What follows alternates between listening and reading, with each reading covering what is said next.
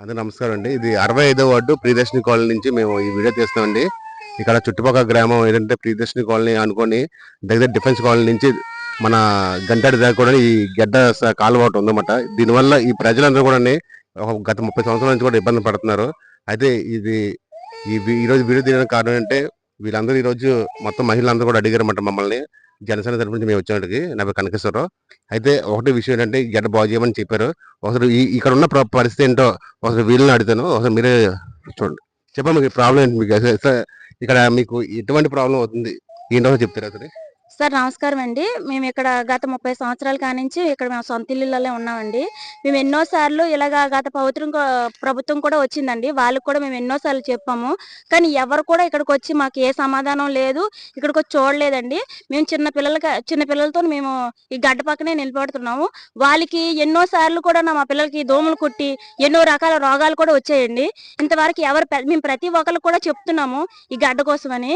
ఎవరు కూడా మాకు ఇంతవరకు పట్టించుకోలేదండి.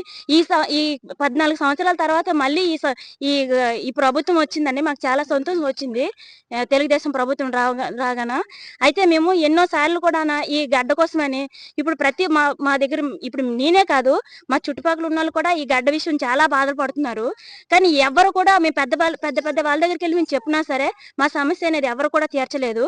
ఈ గడ్డ కోసం అనేది ఈ గడ్డ ఇక్కడ పందులు చనిపోయి కొంప వచ్చి పిల్లులు చనిపోయేది. ఎవరు కూడా మేము ఎక్కడికి వెళ్ళినా లైట్లు కూడా లేవండి సార్ ఇక్కడ.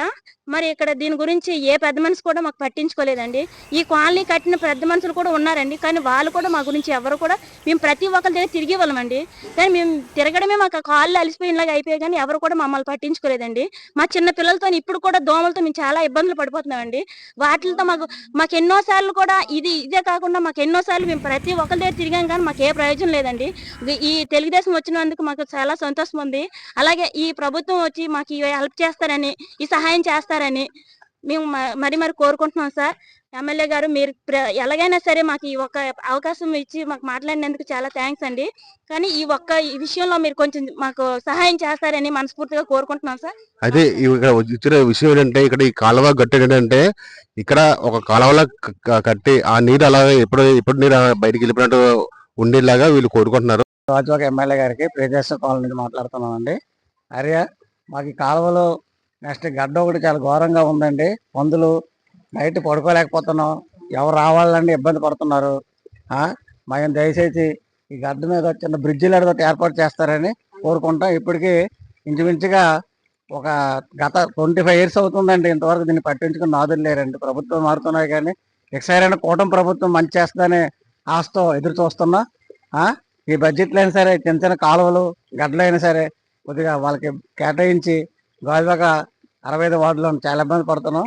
మా ఎందుకు నుంచి మాత్రం మీరు తగు చర్య తీసుకుంటారని కోరుకుంటున్నాం. ఇదంతా మీకు చూపిస్తున్నాం, చూడండి సార్ ఒకసారి.